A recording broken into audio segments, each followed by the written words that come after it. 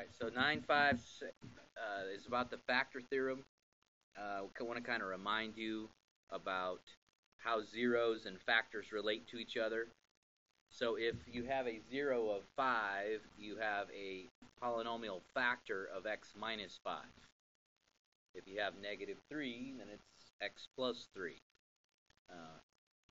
For all intents and purposes, basically what you're doing is saying that x is equal to negative 3, and then you're adding that to the other side so that you end up with x plus 3 equals 0, and that's where you see the factor.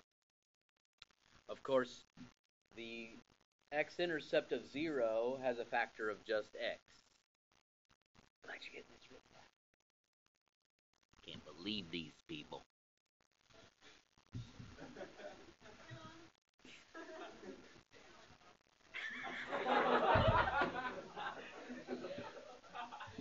This is why I don't do this live, folks. Oh my goodness. Yeah, I should have to cut that one out. Right, maybe, yes. Yes! Alright, so, multiplying these together to find the standard form. Let me figure out why in the world I wrote this down. I'm pretty sure you guys are capable of boiling. If you take a look at this picture, that parabola right there has two places where it crosses the x-axis. So you've got these two factors, x minus 5, x plus 2. The zeros are negative 2 and 5, and you can see where it crosses the graph twice. Whereas if you have something like this, a cubic polynomial, and then we'll see that.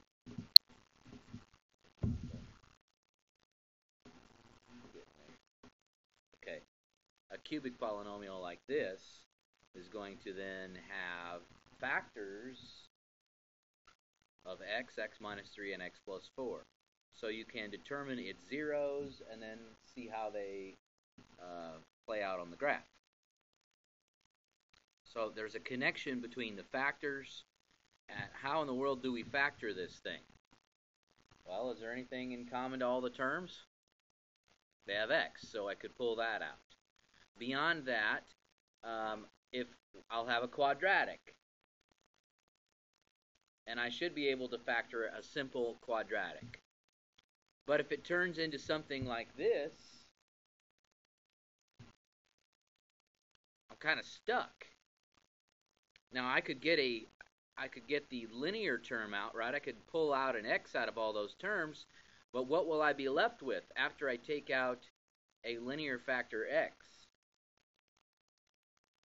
I'll be left with x cubed.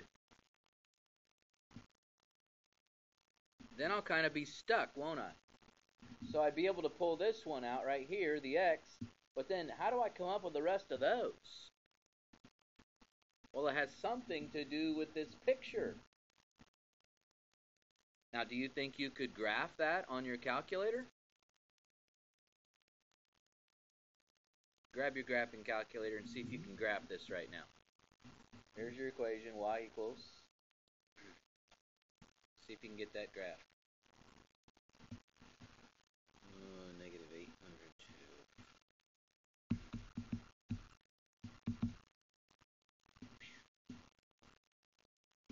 Okay, here's a good window to use.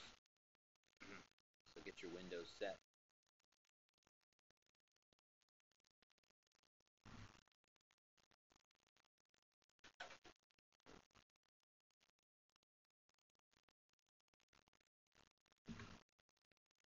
Alright, when you go to your graph with this window,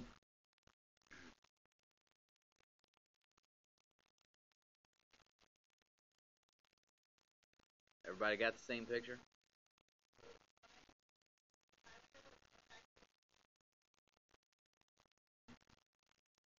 Check your window. Make sure it's negative 8 to 8, negative 800 to 500.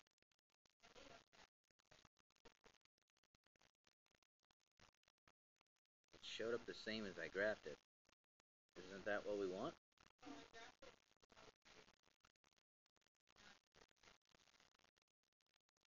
Okay.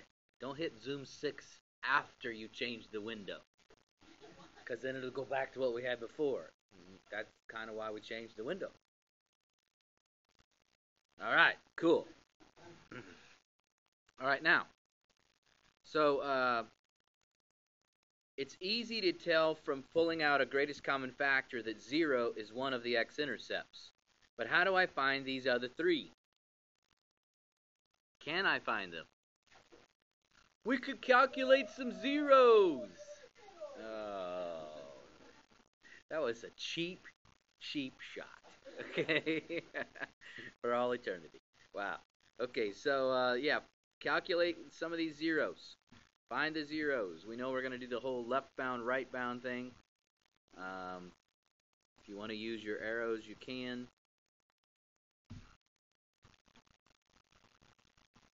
Find your left-bound and your right-bound.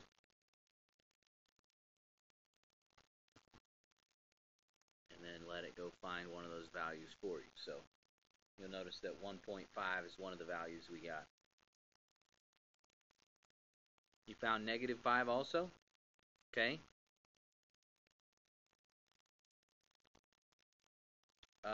Nice guess, but I don't think so. Why don't you find that one? What's this one over here on the far right? Is it? Okay, well, I'll just double check you. Trace 6. Yes, it is. And you said -5. That's true.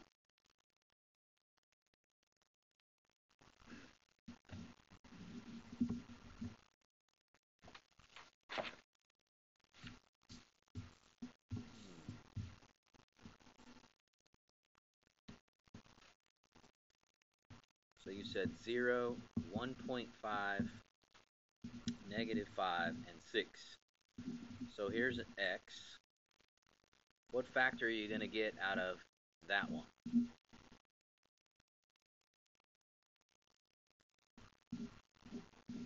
X minus 6. What about this next one? X plus 5. What about the next one? It's not going to be x minus 1.5. I know that's what you want to say. But if you do that, you'll get fractional coefficients. And what you started with was y equals 2x to the 4th minus 5x to the 3rd minus 57x squared plus 90x. Those three factors are correct, but this last one. So let's write it as a fraction. 3 hats. And then let's solve it by basically putting everything over to the other side. So the first thing I'm going to do is I'm going to multiply both sides by 2, giving me 2x equals 3. Now what? How can I get this 3 to move to the other side? Subtract. So the factor was really 2x minus 3. And that has the same result in terms of intercepts as x minus 1.5. But it gives you nice coefficients. So 2x minus 3 was the other factor.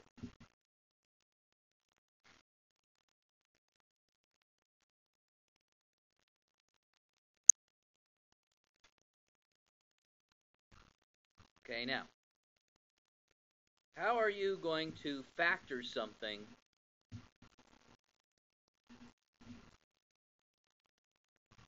given an equation? Last year, I would give you a hint. I gave you one of the solutions. This year, I'm not giving you any hints. Why? Because you have a machine, right? And the machine should be able to help you find at least one of the solutions. So get this equation entered into your calculator. Let's try this one. 6x to the 3rd minus 25x squared minus 31x plus 30.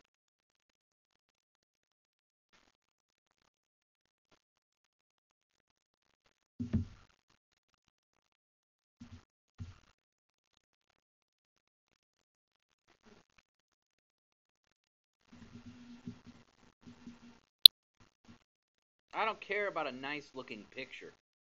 I just want to factor the thing. So I really care about finding those zeros. How many do you see on the screen?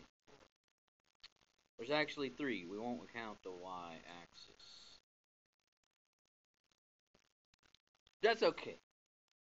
I definitely see 3 of them. Now they may or may not be nice numbers, so let's calculate some of these and see if we get anything nice. Let's at least calculate one of them. I'll go over here and calculate the, see. 2/3? Ooh, that's an ugly one. Although that would be, I'm going to go over here and do this other one. -4, 7. Oh. And it happened to go to the one I wanted. Wow. Man, did I luck out. So 5 is a very obvious choice in this. One of the things you might have to do is use synthetic division to break it down to a quadratic. So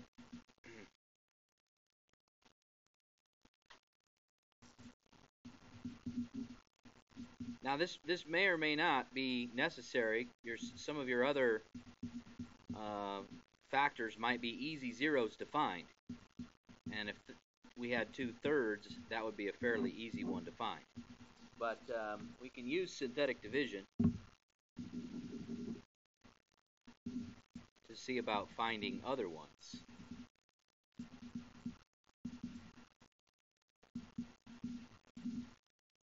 Indeed, 5 was a factor. How do I know it was a factor? Because the remainder was 0. That means it goes in evenly. So what am I left with? 6x squared plus 5x minus 6. Now either we can factor that. Do we have any other whole number solutions out of the choices we were given? Somebody said 2/3 was one of the solutions. Let me just verify that. Hit trace and then 2 divided by 3. Yeah, that's right. 2/3 is one of the solutions. Did anybody check this other one? All right, let's double check and see if they're right. That's true. So that kind of information actually helps me. See if you can come up with the factors from these two that would actually factor that. So do like the process that we did before, where we actually changed this into a factor. So see if you can do that with those two. You set these equal to x. In this case, you'd multiply by 3 on both sides. You'd multiply by 2 on both sides. So we'd end up with 2 equals 3x. So what did...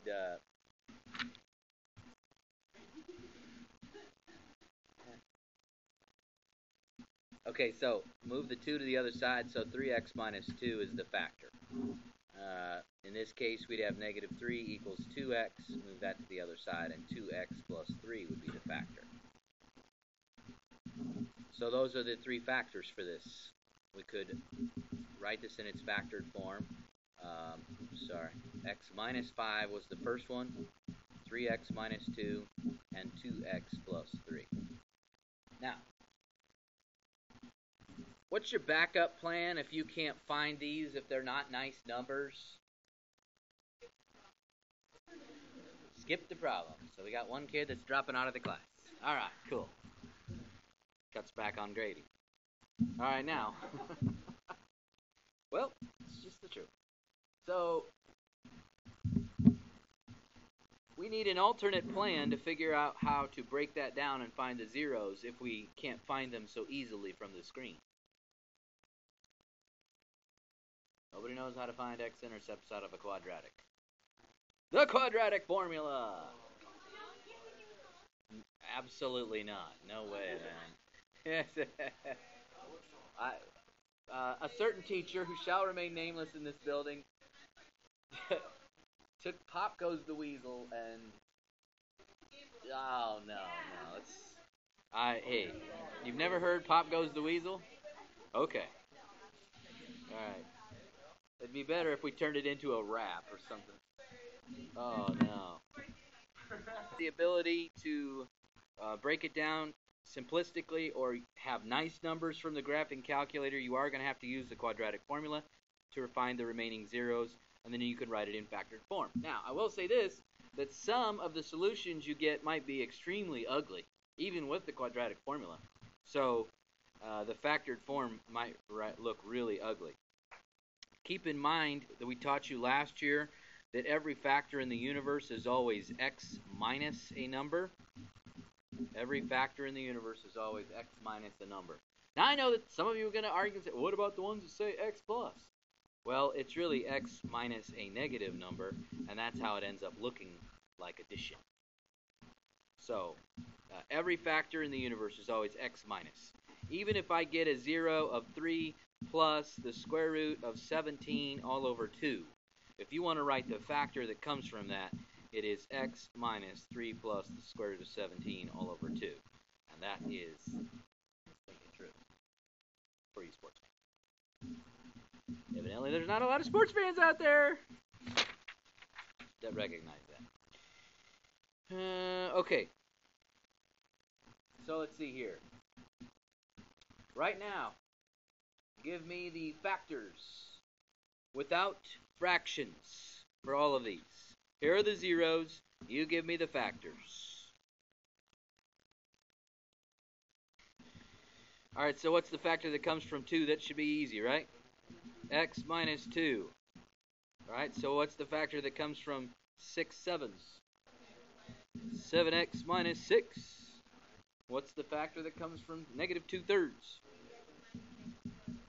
3x minus negative 2. Try to trick me.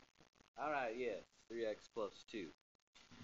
Write the standard form polynomial with these zeros. Negative 1 4/5 and negative 8/3. Standard form polynomial. No fractional coefficients. Well, remember you're writing a standard form polynomial, so you have to multiply all that stuff out. Some people call it FOIL.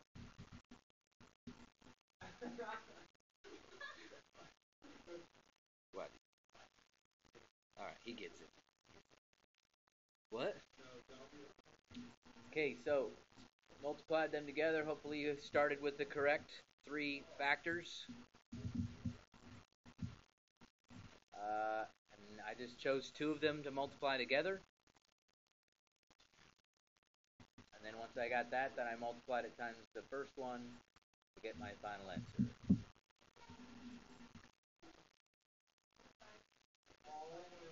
This is just 9.5. Now we're going to do 9.6. Alright. What? I thought you did all that work. 9.6 on the complex numbers. Y equals x squared plus 1 is a parabola that opens upwards. It's shifted up 1 unit. That's a 1. That's not a smiley face with a tongue hanging out. So, when does... When does x squared plus 1 equal 0? In other words, does it have an x-intercept? No, it does not have an x-intercept. Clearly, the graph does not touch the x-axis. Okay, that should be fairly obvious from the picture.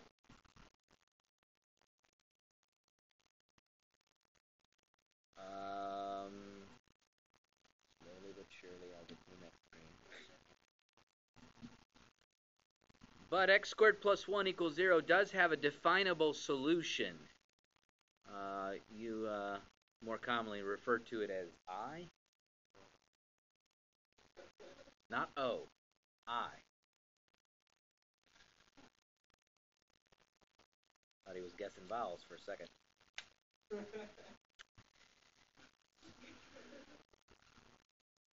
Once again, shameless plug to get himself on video. Okay, alright. Okay, it was a real laugh. We'll go with that. So, The square root of negative 1 is equal to I. I squared would then be what? Would be, you should go with your, I squared is negative 1.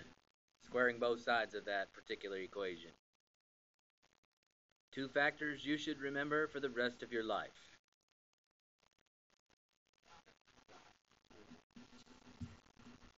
Well, especially when you go to the eye doctor. Example 1. Show that I radical 5 is the square root of negative 5. Well, if it's a square root of negative 5, then you should be able to square it and end up with negative 5. If that's true. So let's see here. If I square that, I get I squared times radical 5 squared. But it's funny for the people at home that are going, what the heck is going on?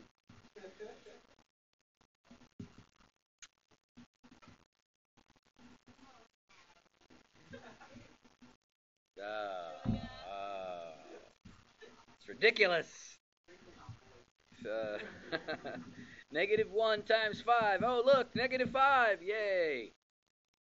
So we showed that it was a square root of negative 5. I'm going fast. Okay, so if you want to prove that 3 is a square root of 9, you can take 3 and square it and see if you get 9. So this says, show that I radical 5 is a square root of negative 5. So I took I radical 5 and I squared it, and then I did a little bit of handy-dandy algebra to see if I got negative 5. Is that kind of more helpful?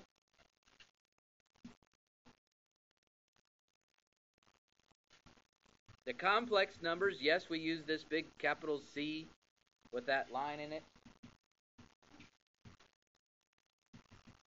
And every complex number can be written as A plus BI, where A represents the real portion and BI is the imaginary portion.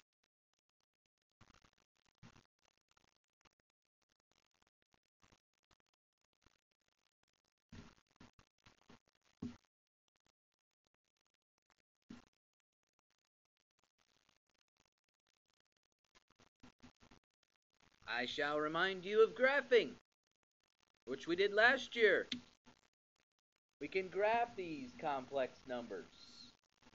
Remember with the real axis and the imaginary axis? Which is basically just the number line. You're familiar with the number line and graphing things on a number line. You just didn't know that sitting above the number line were all the imaginaries. I know. We've been hiding the truth from you all these years. Oh, I'll tell you more. I will.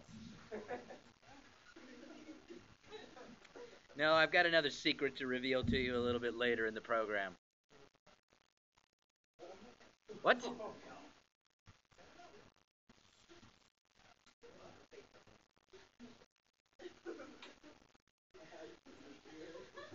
No, but Santa is real.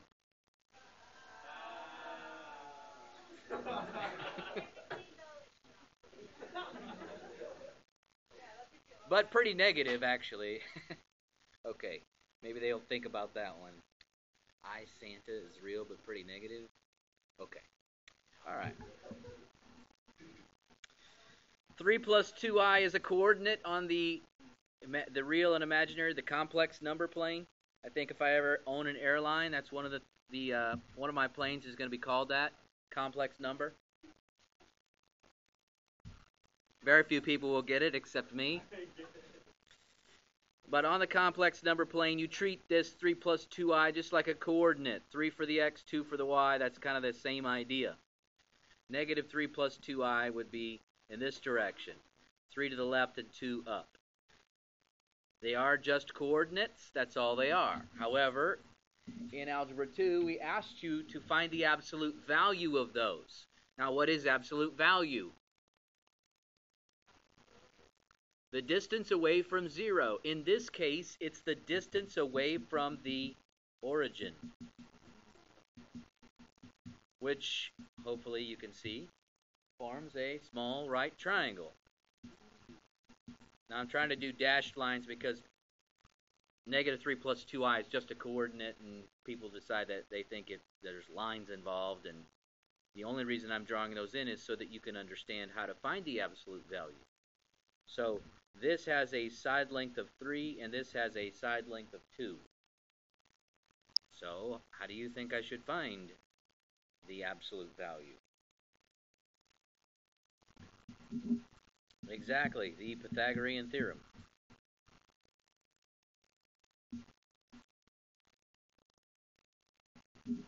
So what do we get? 4 and 9, that's 13, so we got the square root of 13.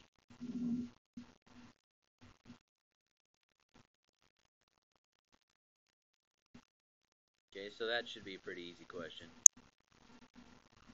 Two complex numbers are equal if and only if the real portions are the same and the imaginary portions are also the same.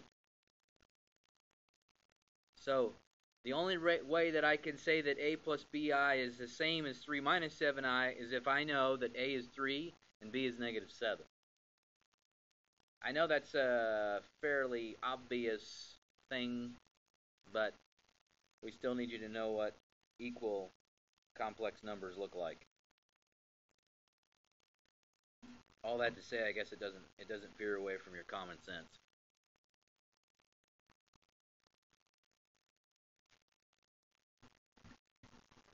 Are we okay?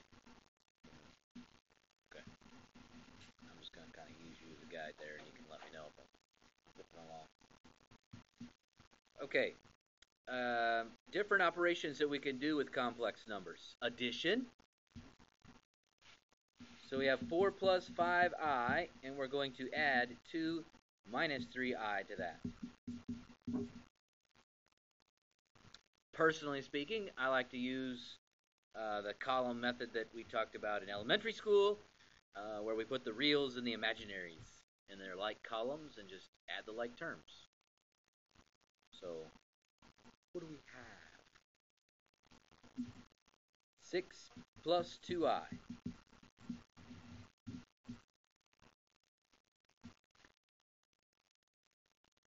I'm going to use those same complex numbers here in a couple problems, so we'll just stick with those.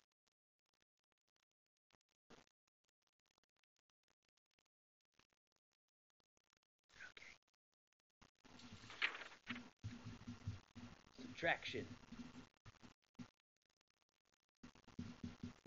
4 plus 5i minus, what was it again? 2 minus 3i?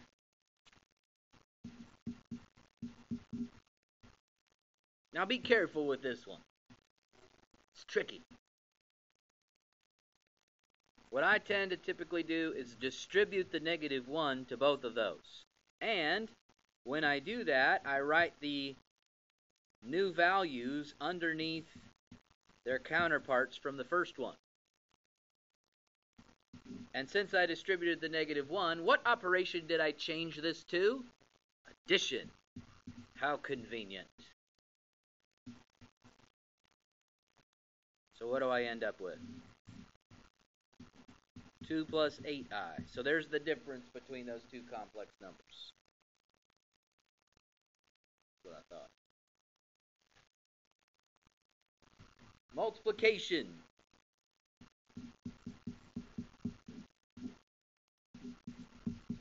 No, she didn't see my face. She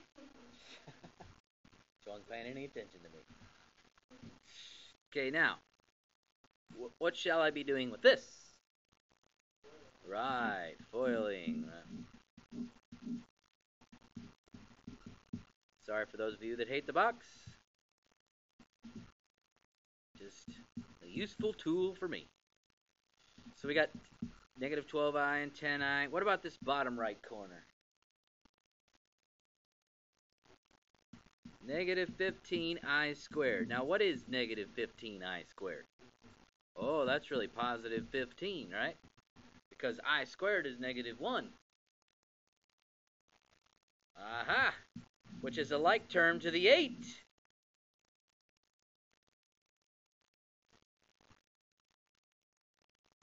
23, as you were saying. And then 10i minus 12i, negative 2i. Got to be careful of that I squared. We can take a value, 4 plus 5i, and divide by a number, which follows exactly what you think it does. 4 divided by 2, and 5 divided by 2. You know, whether you write it as fractions or decimals, it doesn't really matter, but you can divide by a number.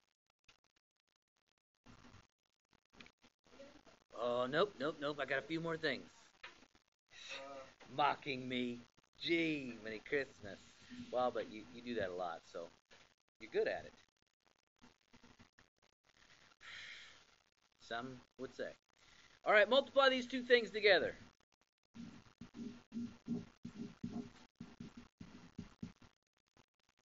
I got x squared and a minus 2xi and a positive 2xi and a minus 4i squared. And of course, those are going to cancel out because they're opposites of each other. What am I left with? X squared plus 4. Sir, you asked me about when we were lying to you. Last year, we lied to you. We told you that you could not factor a sum of squares. You can factor a sum of squares. We just were hiding you from the truth because we knew that you couldn't handle it. Right here is a sum of two perfect squares, and it can be broken down into two factors involving imaginary numbers. In fact, they are conjugates of each other. I know, we were just trying to protect you so you wouldn't hurt yourself with, random complex numbers.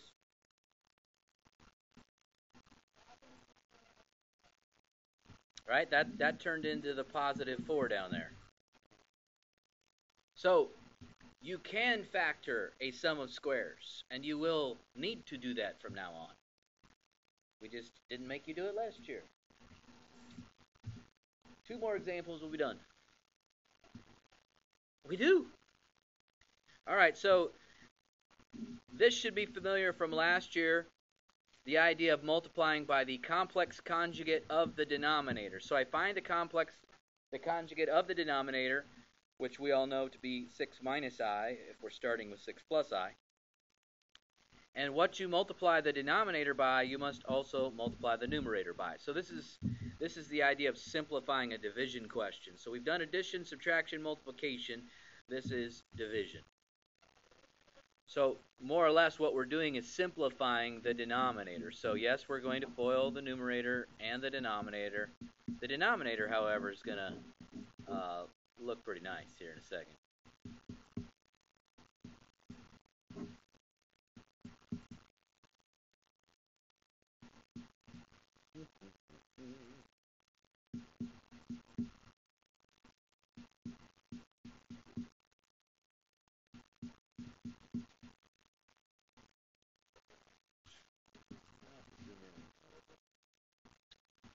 So let's see what I end up with a numerator here.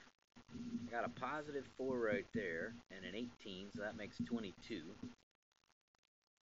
And then I end up with a negative 27i. All over what? Whoa, don't forget that. That's positive 1, isn't it? 36 plus 1, 37. This is called rationalizing, or I should say, it's the idea of rationalizing the denominator. Kind of has that idea. Now, how would you solve that question right there? Quadratic formula. Yes? Okay. We will be using the quadratic formula, and we will probably be ending up with imaginary numbers.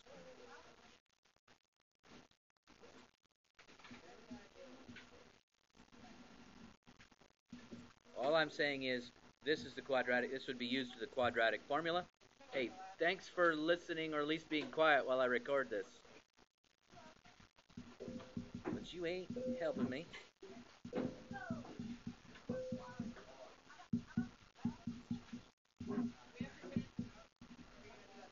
This is the only thing left. It'll be okay if you don't do it. If you want to, this is example 4 in the book, if you want to look at it. You're just, I mean, I'm pretty sure you know the quadratic formula. Why am I recording this? Okay, so, x equals 4 plus or minus the square root of 16 minus 52. And I stole Austin Rumsey's calculator. I better give it back to him tomorrow. Hopefully he comes back for it.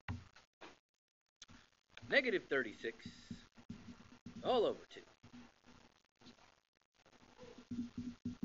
So we got 4 plus or minus 6i all over 2, which reduces to 2 plus or minus 3i. Yes, if you need to separate them into 2 separate fractions in order to check to see what the simplified version is, you may be my guest, but it will end up being these 2 values. See you in class.